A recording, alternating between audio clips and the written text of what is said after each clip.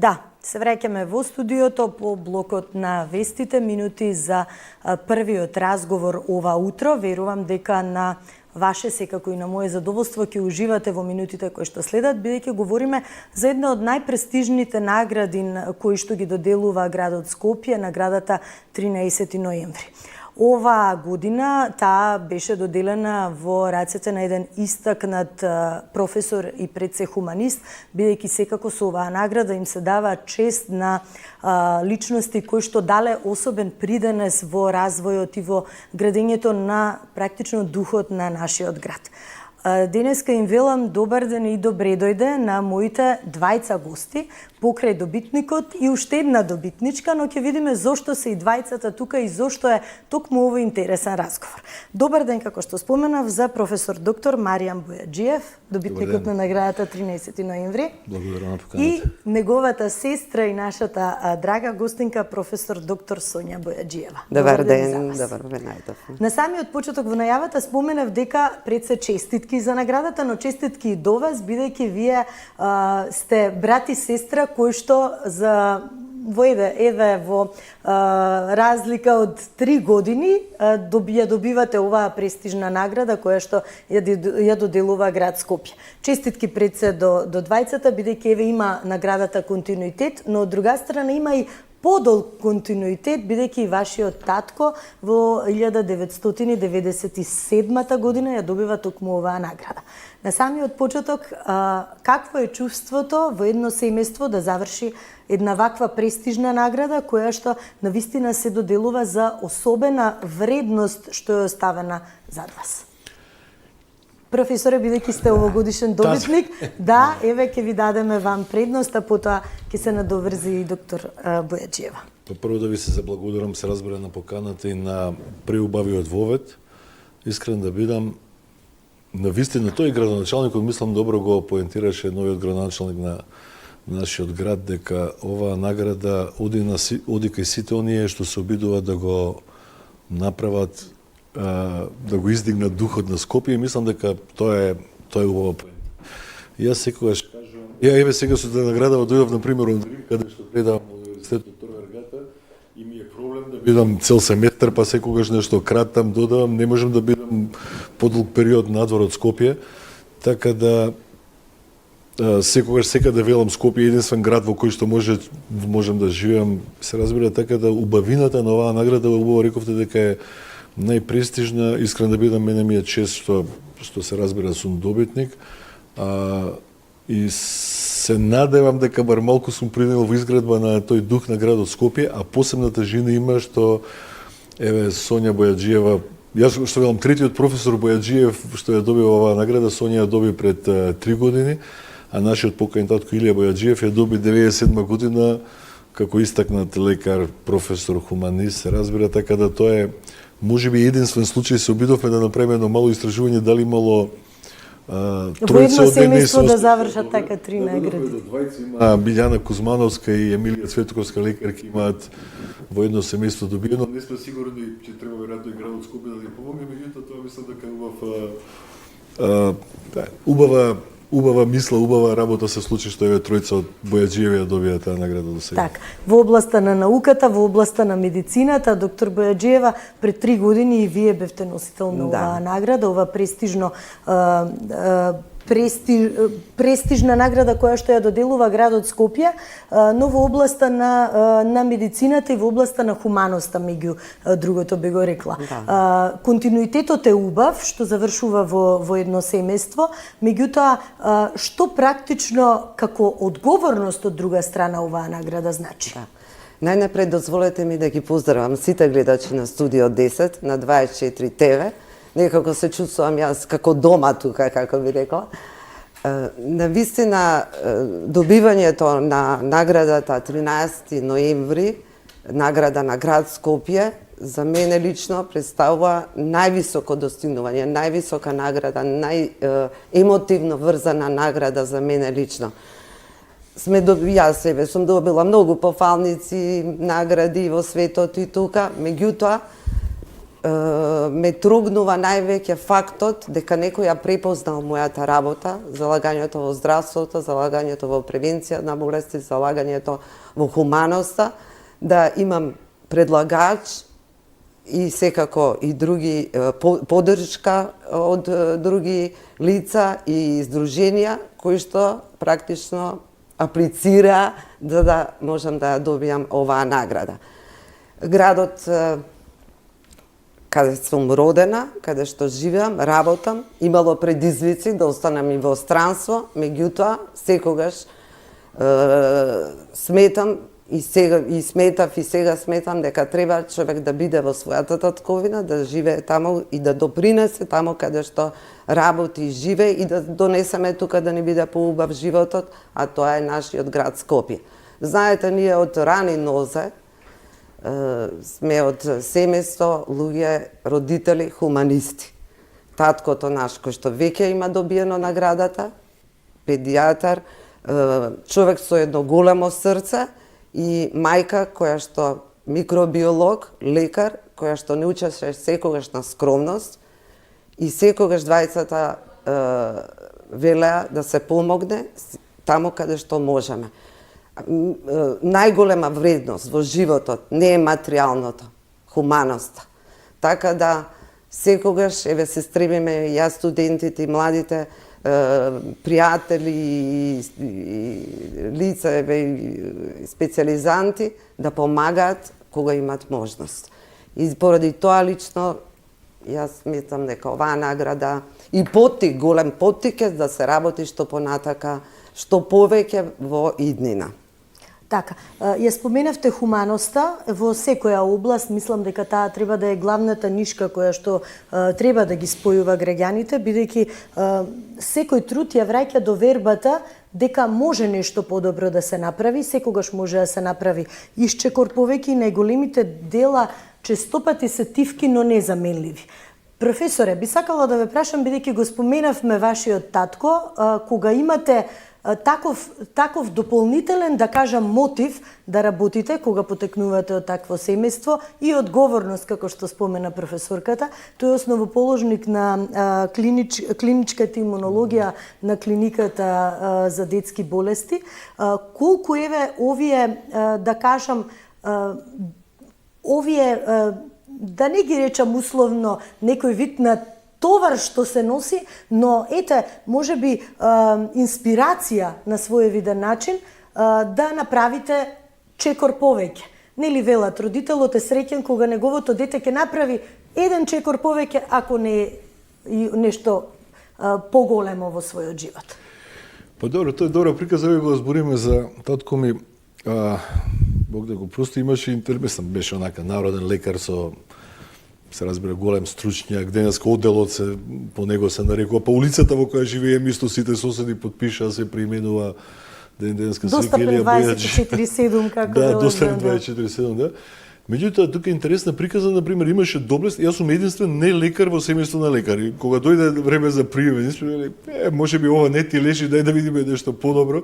Имаше доблест да не инсистира да одам по тој пат и фала Бога отидов во друг пат и така, мислам дека е приказната е добра, а што велите дали е поттик, дали е споредба, ќе кажеме на сцена од 2016 година прв пат предавав на Торвергата во Рим, 2017 веќе ми избраа во звање и сега предавам таму и знаете што предноста на еден универзитет рангиран во топ 200, многу помеѓународен од Скопје, Рим, голема средина и си велам, значи татко ми направил се што може да направи во животот, ја направив нешто од неговото, но ова еве предавам на универзитет во топ 200 во светот, тоа е врвна приказа што не многу луѓе воопшто од Македонија успеале да ја достигнат и тоа е една така меѓународна амбиција кога ќе имате евалуација 99 од студенти од Мексико, Чиле, Аргентина, Германија, Италија, Македонија, Кина, Јапонија, мислам една меѓународна средина која што дава друга величина,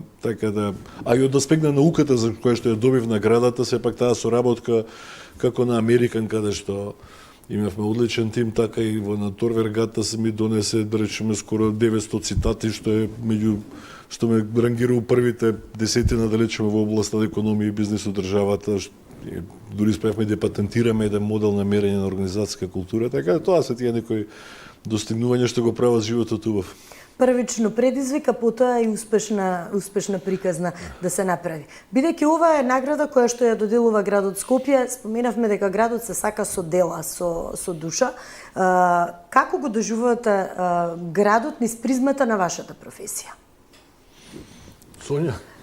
Јас лично, значи, одењето странство, на конгреси, едукации, се што ќе чујам, се што ќе видам, гледам, секако врз база на нашите услови, да го имплементирам истото, да донесеме новости, се што можеме да подобриме и повторно да бидеме хумани. Градот се сака со дело, со душа и со срце. Не само да се зборува, значи мора тука емоција.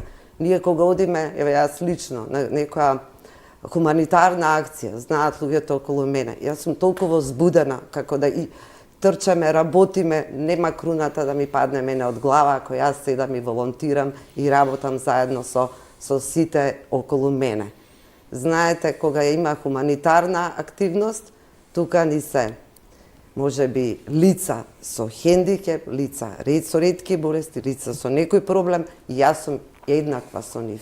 И секогаш гледам што повеќе да сработиме, да можеме да допринесеме што повеќе не само за градот, за општеството, и да бидеме секогаш оптимисти. Јас сум и да е нешто најлошо, јас секогаш гледам, мора да има начин да се реши. Мора позитивна страна, да се сакат луѓето. Нешто што татко ми стално говореше. Сонја, ќе ти направи некој лошо, врати му со добро. Тоа е големината на човекот. Од 100 добра, едно може би некој ќе се врати, може некој ќе те препознае, може ќе рече благодарам. Значи, тоа е зашто и ние живееме. Треба да се радуваме на мали нешта. На мали нешта да ги споделиме. Ако човек има две, зашто едното да не го даде тамо кај што треба? Или да нема. Дај го кога некому му се допаѓа и му значи многу. Така, тоа е цената, може да се биде доктор во еден брз, динамичен и растечки град, сепак Скопје е метропола која што ги, нели, привлекува и голем број на граѓани. Метропола која што нема инфраструктура на метропола, за жал. Сега тоа може би малце и болните работи ќе ги споменеме, бидејќи ги живееме секојдневно, но радува фактот што велите мора добрината да победи. Да. И мора да гледаме на позитивната страна на работите, ако сакаме ние да сме двигатели на тие позитивни промени. Сите кога дел од себе ќе дадат во градот, верувајте ќе биде многу подобро место за живење и поубав ќе ни биде градот. Да кажеме една интересна приказна, некаде во јуни ми доаѓаат на гости двајца професори од Франција, едниот заљубен во Македонија и доаѓа многу често, вториот доаѓа прв пат, еден професор по филозофија, и доаѓа да хајкаат. Значи, ние збориме туризам, Скопје, Охрид, забораваме дека Македонија има толку планини што може да работат 12 месеци во годината. И онда правеа една 7 дена низ Македонија, 3 дена Педистер, Галичица, Скопје и така натаму. И се доаѓаат првиот ден, седиме на некоја вечера, ние со семејството се разбира. Сега овој филозофот што прв пат е во Скопје, читал за Македонија пред да дојде, прв пат дека доаѓа и се онака Македонија меѓу последните во Европа, неразвиена, сите сакаат да дојдат. И ме прашува, каде гледате иднината на вашите деца? Рекам, видете, двајцата се магистри, по една диплома имаат од врвни меѓународни универзитети, една од Скопје. Двајцата работат во меѓународни фирми, двајцата работат во Скопје, имаат услови, стан, кола и така натаму. Мислам дека им е добро, но ако не им е добро, кога сакаат, можат очигледно чим работат во меѓународни фирми во Скопје, можат кога сакаат да отидат надвор, ако им е тоа подобро. И човекот се замисли. Тоа е првиот ден. Но опцијата им е Скопје? Па сега за сега се тука, да. Тоа е прв ден, да. Ја велам, ние сме им пружили како родители да по една ќерка ми дипломираше тука, магистрираше во Италија, син ми обратно дипломираше во Италија, магистрираше тука, така да сме им пружиле тоа што сме можеле да им пружиме, тоа. И се човекот беше во Скопје, па беше значи Битола, Охрид и последниот ден повторно доаѓа во Скопје. Бевме на матка. Преубаво се погоди оној настанот кога е филхармонија, кога свири во парк, беше последниот ден. Па таму некој диригент, англичанец, една така една меѓународна атмосфера. И овој филозофот ми вели, видете, сега разбирам што ми кажувавте првиот ден. Ова е прво преубава земја, второ вие сте повеќе Европа од многу формално европски држави, да не кажувам имиња. Сега разбирам што ми кажувавте првиот ден. Така да ние понекогаш малку и претеруваме во критиките на нашето дете, ние сме све лоши, не најсиромашно, не пропадна. А не си го пропадна. гледаме неискористениот природен прво потенцијал. Па и природен. Земја со 4 годишни времиња, со без убавина. урагани, без чуд. Па видете, да спегна квалитет на живот, Македонија има она home ownership 95%, да речеме, што никаде го нема во свет. Мислам, имаме таква традиција дека прва работа е секој да штеди и да земе кредит, да има куќа, стан. Немате многу бездомници, немате многу гладни, така да потребно е се разбира средување, далеко од тоа дека сме ние нешто најдобри во свет, меѓутоа апсолутно имаме многу бенефиции што не прават добра држава и да не забораваме дека ние сме Европа, независно дали сме формално членки или не. Тоа е многу битна мисија и потполно рамноправни, ја ги гледам во Италија, значи нашите деца се потполно рамноправни со нивните врсници од целиот свет. Апсолутно никаков проблем немате. И сега, професора, бидејќи споменавте... Дури и подобри во некои моменти, да. Така, споменавте околу рангирањето, бидејќи во областа на науката не може никако да го иземеме образованието и вие, професорки, исто така предавате, работите директно со млади луѓе, со студенти, меѓутоа, она што постојано ни останува како некој апострофирано прашалниче е зошто нашите универзитети никако да не можат да се најдат на таа високо рангирана шангајска листа. Рековте дека ги имаат условите, нашите студенти исто така можат да се носат со студентите надворно. Каде лежи коренот на проблемите што ние се постојано зборуваме за некои реформи, општествени реформи, системски реформи, образовни реформи во крајна линија, а пак имаме некои незадоволителни резултати. Значи, во образованието резултатите се многу лоши. Апсолутно. На сите нивоа. Значи, видите, универзитетот дури е последна работа. Видите што се случува на PISA рангирање. Ние имаме полоши резултати од африкански земји. Значи, писменоста е многу... А PISA е математика и способност за изразување.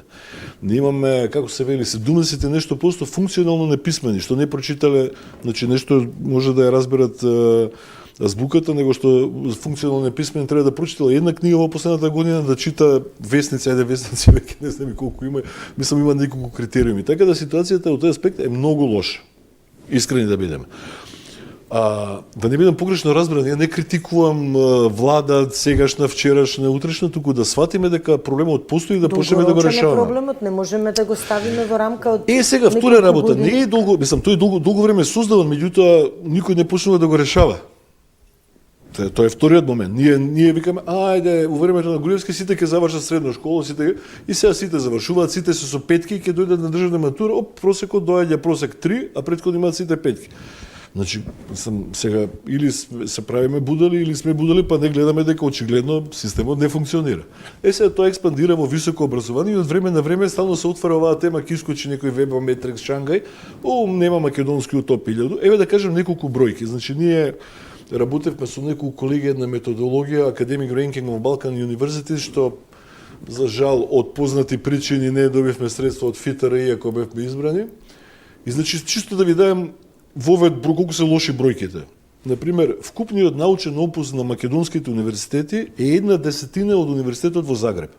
Пазите, 1/10. Не е тоа 10%, 1/10. Значи, Загреб има 10 пати поголем опус од нас. Љубљана има уште поголемо.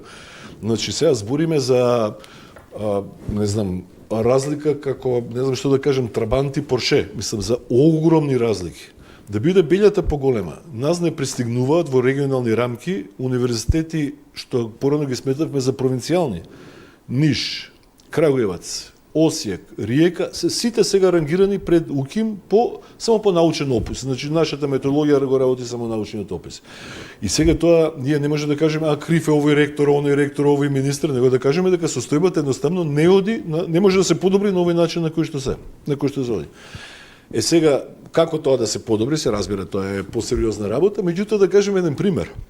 Франција немаше универзитет од топ 50 последниве 20 години. Едноставно ги немаше никаде. Тоа беше апсолутна доминација на Америка, двата овие англиски се разбира и полека почнуваат кинезите да се апгрейдираат и Франција во еден момент направи рез, комплетна реорганизација на високо образование кај што формираат два универзитети на база на квалитет. И одеднаш тие два универзитети ги направија конфедерации, например го земате медицина од УКИМ, бизнис од Штул, архитектура. Се филтрира најдоброто и Не, буквално ги зема, не правиа да. конфедерација од тие три, да речеме, од неколку области и сега имаат еден универзитет на 15-то место, еден од топ 50. Италија, каде што предавам, Сакав да ве прашам компаративно да ни кажете компаративно, малку, значи, да. прво државни универзитети, значи универзитетот на кој што предаваме Уни Рома, втор универзитет во Рим, Уни Рома Дуе, официјалното име Торе Вергата, има 10.000 студенти, меѓутоа системот е направен така да покрај финансирањето за сите, како што е кај нас, остаток од социјализмот. И овој институт, и земјоделски, и овчарски, и шумарски, и економски, имало студенти, нема врска, сите земаат некои пари, меѓутоа направат центри на одличност, Centers of Excellence. И ако влезете у тој ранг, ако изражувате, онда добивате буџет 3 пати поголем од стандардот. И тој буџет оди 1/3 на плати, 1/3 на ресерч, 1/3 на купување на опрема. И одеднаш почна да се филтрираат и денеска има Италија повеќе универзитети од топ 50 отколку Франција. Има дури 7, мислам, да речеме, за разлика од Франција која што има 2. Значи, Практично самија си ја создава таа автономија што постојано нели се зборува финансиска некоја автономија. Ама кај нас видите Кога што се има случи, доаѓаме на интеруниверзитетска престижна борба, да конференција, речем. доаѓаме на интеруниверзитетска Интелектуална. конференција и сега малце кога се збори ќе почне делба на места, да речеме таму има некој стандард, да речеме, не знам, и одбор за акредитација, одбор за еволуација, да се по 6 од областа и сега, УКИМ има 10.000 студенти, има 5.000, има 3.000, еден ќе земе од таму, еден од ваму, независно кои ви се претходните знаења и умења, не велам дека се лоши, меѓутоа никој не ги гледа, и последната точка кој ќе го плати парното, струјата, грејењето и сега збориме за автоном. И тоа е, пазете се, тоа е легитимно на крајот на криштата, државните универзитети функционираат од тоа, меѓутоа никој не говори за квалитетот. Го велам никој, значи Национален совет, Агенција за квалитет, универзитетите, министрот, да седнеме еднаш на маса, да направиме црта, овака не може, што ќе подобриме, али уште еднаш да кажем, мора да се почне многу поназад, од основна и средна школа, инаку битката е изгубена пред да почне. Така, а решенија има. За среќа има, може да се направи чекор. Болни се тие резови секогаш кога се зборува за наталожени проблеми децениски особено, меѓутоа мора од некаде да се почне. Ако сакаме добар град, ако сакаме добра држава да изградиме на здрави темели, мора од некаде практично да почне. Исто како еве го сега, слушнавме вчера било Скопје, повторно најзагаден град. Ние велиме загадување, сега ќе дојде сезоната ќе говориме, првата работа укинете го грејењето на тврдо гориво, точка. Болно, не болно, тоа е, сакаме да имаме чист воздух, нешто мора да се направи. Така и со образованието. Меѓутоа, ајде, да почнеме со добра желба, со добро мисла и ќе одиме напред, вајда со некои работи ќе одиме понатаму и да бидеме искрени. Кај нас честопати патот кон Европска унија као проблем, реформи, као нешто наметнато, ние треба да го користиме тоа како бенефит да ги земеме најдобрите резултати од овие држави што веќе се внатре. Не треба да гледаме можеби ни Италија, ни Франција, Хрватска да земе за пример, сосема добро, очигледно. Хрватска има се 4 универзитети од топ 1000. Така, Словенија, каде што имаме многу голем број на наши студенти кои што решаваат нели да го продолжат образованието таму, потоа решаваат нели да останат таму. Тоа губење на тој интелектуален потенцијал, особено изразен, морам да кажам, во секторот здравство, не става пред една раскрсница каде да продолжиме и каде ги гледаме излезните решенија. Докторка, вие и предавате и знаете во соработка еве со помладите колеги на каков ризик се оставаме како држава, како град, доколку ги изгубиме квалитетни и високо образовани, па и средна стручна спрема да имаат лица кои што ни се навистина потребни во здравството. Така. И студентите и на Универзитетската клиника за детски болести доаѓаат на стаж, значи млади кадри од средно медицинско училиште, што е важно. Важно е да им посветиме внимание, нивна инклузија да работат со нас. Немам време, зафатен сум, така натаму. Значи нема, кога ние сме веќе дел од тој тим за едукација, ние мора да сме тука, ментори, едукатори и мора да им посветиме внимание што повеќе. Во однос на научно-истражувачката работа треба и нив да ги вклучиме. Сега учат германски, сега учат некои генерации шведски, не знам како, ќе одат во странство. И еве ќе отидат што дел од нив некои се врати, јас сум со многу контактирам со студентите, со специализантите, не е лесно во странство. Не тече мед и млеко. Знаат колку е тешко таму и движење и нострификација и така натаму.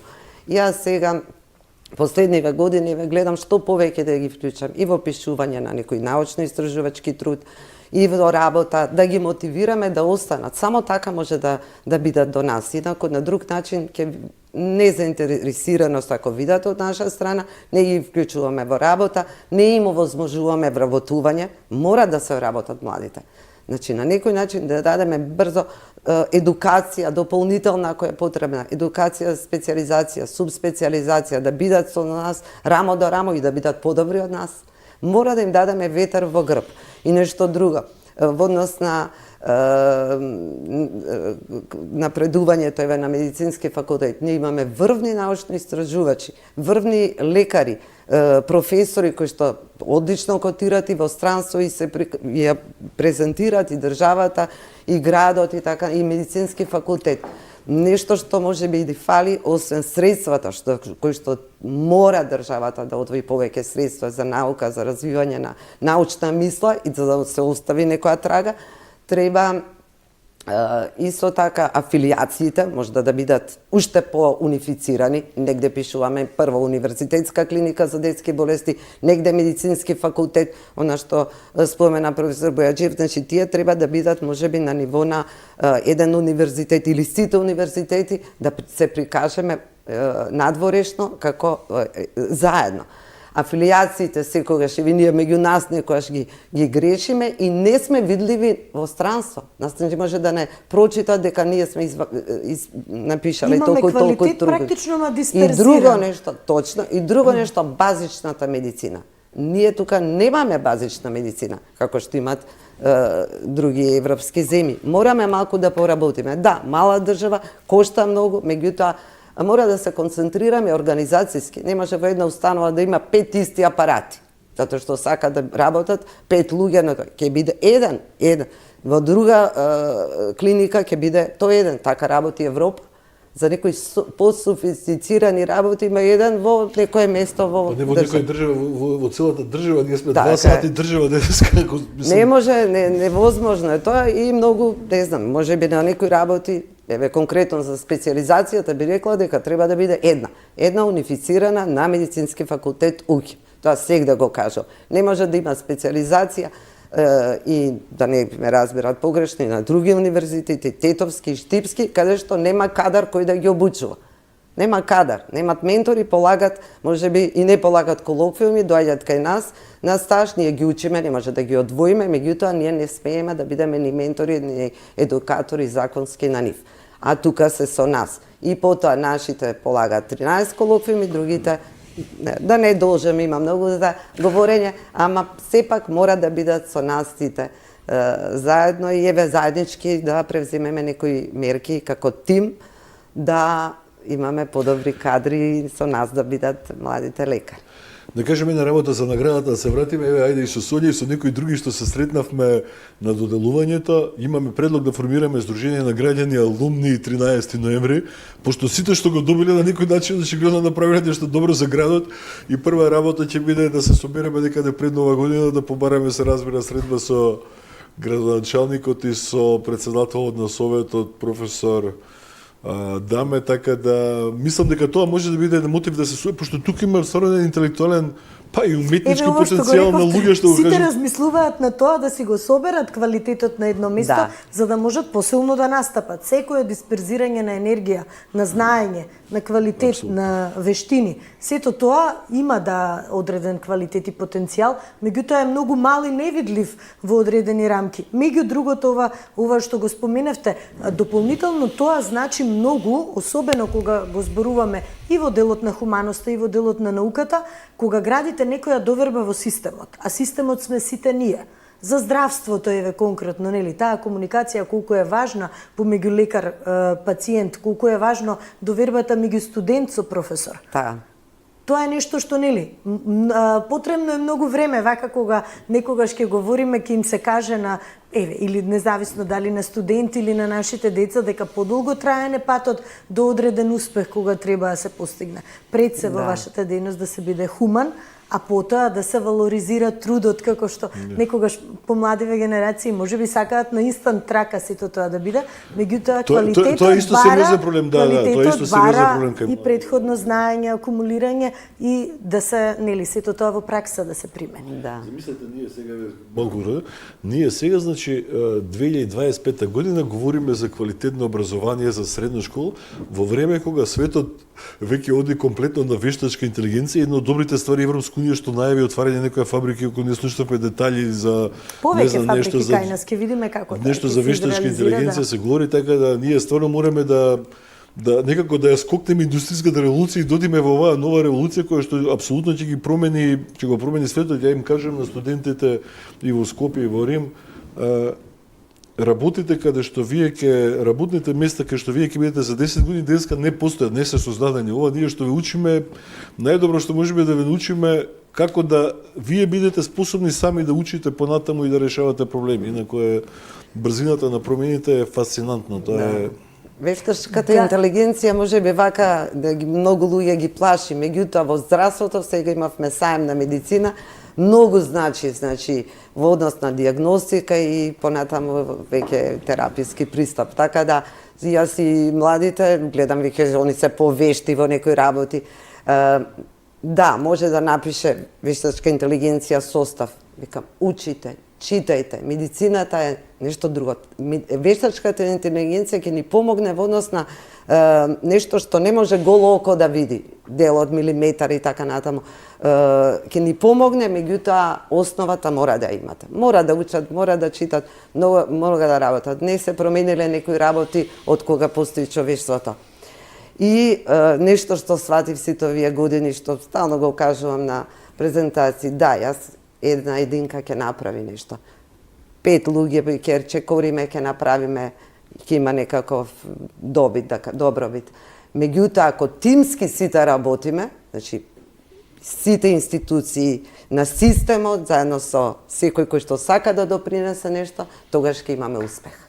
Да, се надополнуваат прашањата едно на друго, не можам да се водам во некоја рамка, бидејќи начинавме теми кои што навистина една со друга директно се поврзани. Во делот на дигитализацијата, ја спомнавте брзиот развој на технологијата на кој што не можеме да бидеме имуни, меѓутоа не да биде тоа некој инстант знаење или овие сега нови некои платформи, па децава најлесно на чат GPT, па секој ни одговори. Но колку треба да се направи една дистинкција помеѓу, ајде да го речам, паметно или зависно користење на овие технологии? Ако дозволите, вака, значи, едно мало враќање назад, еден чекор да се вратиме на она со рангирањето, со образованието и со одлично отворивте темата на дигитализација, ја би рекол и на слободна економија. Ние цело време поаѓаме од тоа дека Македонија е лоша и дека ние ќе стасаме еден ден до среќниот запад и тоа ќе оди, нели, се ќе оди брилјантно. Прво треба да почнеме што можеме да направиме ние денес тука за да биде државата подобра и тоа е првиот чекор.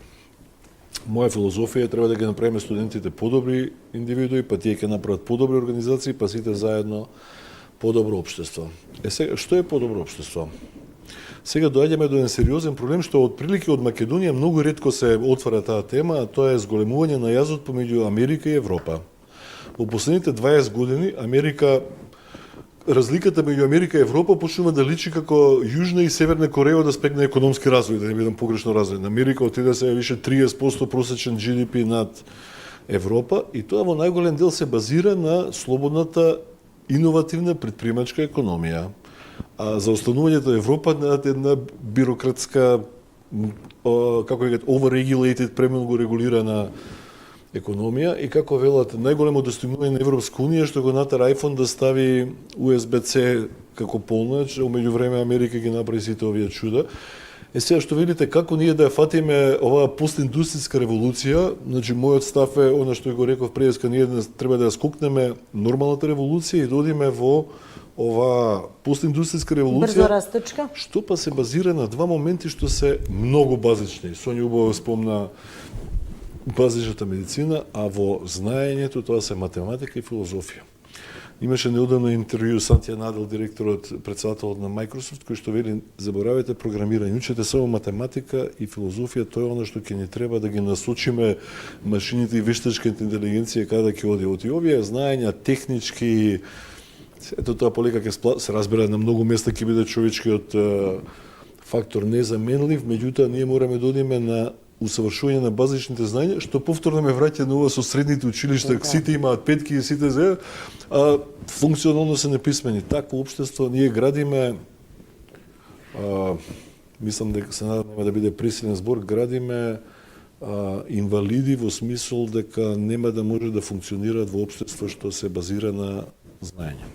Добро, тоа во практичен пример еве да го споменеме, нема да споменувам имиња, меѓутоа во една гимназија скопска кога се воведе приемен испит поради зголемен број на ученици кои што сакаа да се запишат, се покажа резултатите катастрофални. Значи, тоа можеби не е доволен показател дека некаде се греши и дека не треба само трката да биде по оценки. Не треба, не само не треба, не сме. Не сме да ја завртиме обратно работите, јас сум сега ми направија чест ми избраа во Стопанската комора за подпредседател од некаде од јуни месец, иако долго години бе во управен одбор. Например, компаниите тоа веќе го разбираат, веќе никој не вработува само на база на диплом. Па знаете што, веќе се знае кои универзитети се диплома Милс, кои универзитети се сериозни, така да компаниите го разбираат и се повеќе инсистираат во учење, во перманентна обука на кадрите што им се внатре. И комората придонесува, ги дава своите ресурси, своите простории да се поддржува во таа насока, а општеството тоа треба да го направи час поскоро. Тоа е кондитио сине qua non. Тоа е нешто што мора да се почне веднаш. Оценката ради оценка е не е ни 17 век, не знам, тоа е враќање многу назад. Да, пазарот на труд веќе е динамичен и знае точно што бара и кои вештини треба да се исполнат.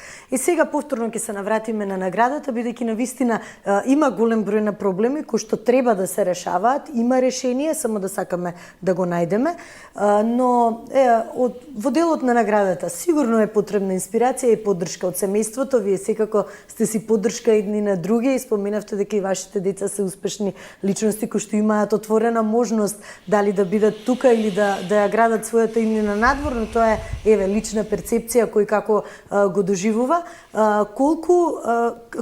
Каква посветеност е потребна за да се стигне како крајна круна една од овие награди? Секако ќе има уште многу, меѓутоа генерално дека некој го препознал вашиот успех и го наградил. Па добро, тоа е духовна една сатисфакција, морална поддршка од семејството, тоа не може да се стори апсолутно, мислам. Ирена, Лука, Илијана, се разбира Сонја, моите родители, без таа приказна тоа не би можело да функционира. Секогаш е добро да се знае дека имате некој тука да ви ја даде таа основна потпора и тоа е апсолутно без кое што не може да се функционира, тоа е број 1. И број 2, поддршка од добри луѓе, од пријатели што имаат позитивна мисла. Јас, например, во мојава, да речем, академска кариера, сите работи што ми се случиле, сосема случајно, еден професор од Холандија, се запознавме и он ми обезбедува ја 2 години и одам на усавршување на Харвард. Сме се запознале, сосема случајно. Професор во Италија, професор Лука Њан, не ни знае, председател на Европска академија за менеджмент, го правиме договор од American College Tor Vergata, преку 100 студенти до сега помина де факто бесплатно студирање во Рим. Ја бев избран за професор, повторно благодарејќи на убава мисла, така да тоа се тие моменти што го прават животот убав. Семејство и пријатели, сите оние што имаат убава мисла да ги правиме работите подобри, а не полоши во нека лична материјална корист. Мора да биде добрината некој нуклеус од кој што ќе почнеме да се градиме. Едно можеби на крај заокружување на нашиот разговор, каков град гледате во иднина, каков треба да го градиме, каков да го оставиме на идните генерации, секој како индивидуален личен печат што го носиме, нели, и да помогнеме барем едно нешто да го направиме добро, за да може тоа да биде позитивен пример за целата заедница. Ако може јас да кажам. Прашавте за мотивација. Мене мотивација ми е се што кажа Марија, меѓутоа секојдневниот живот. Ние не трчавме за да ја добиеме наградата. Ова е живот. Значи, од раѓање, ние тоа веќе, како да кажам, дел од моето функционирање. Ние живејќи, контактирајќи со сите тие луѓе, со сите, мене, јас, Сдруженијето за телесен инвалидитет Скопје, мобилност ми беа најголеми поддржувачи и предлагачи. Јас сум секојдневно со нив во животот. Значи, јас не реков, јас ќе работам со нив за да добијам награда. Не, тоа тие го препознаа, бидејќи јас не само што сум нивни поддржувачи и они на мене, се подриме живот. Тоа е нашиот живот. И да не зборам уште 20 други такви издруженија и секојдневната работа. И работата каде што работам. Добрите луѓе, пријатели, семејството тука не може, мислам да се на прво место секојдневно еве нешто кога трчаме. Како да го направиме некој настан поубав, сите заедно се здружуваме и размислуваме. Така да ви одговорила на вашето прашање, како ние да го направиме Скопје преубав, веќе да не збориме, сакан град, сите го сакат. Меѓутоа, ако секој од нас даде мал дел од себе, без возврат, значи зборам за емоција, за време потрошено, што е најважното сега во ова денешно време. Кратење и она вештачка интелигенција ќе ни помогне за пократко време да имаме подобар резултат и подобар квалитет да добиеме на било што да размислуваме. Само така, со душа, срце и дела, можеме да направиме да биде подобар град, најдобар град во Европа, а не да трчаме ние по Европа, тука да ни биде Скопје Европа. Да, велате може да имате многу градови омилени, но еден ќе биде вашиот дом. Така. Да, тоа е сигурно. Да. Ви благодарам многу за издвоеното време, ви честитам уште еднаш за наградата, што таа има континуитет и што се препознава квалитетот, хуманоста, посветеноста во одредена дејност, што на крајот секако резултира и треба да биде наградена и што денеска бевте мои гости. Верувам дека и нашите гледачи уживаа во разговорот и сте дополнителен мотив да истраат, да бидат упорни во она што го сакаат, затоа што на крајот секако наградата само е круната на она за се што го работат. Благодариме на поканата. Благодариме. Почитувани, правиме кратка пауза, а потоа повторно се враќаме во студиото, останете со нас.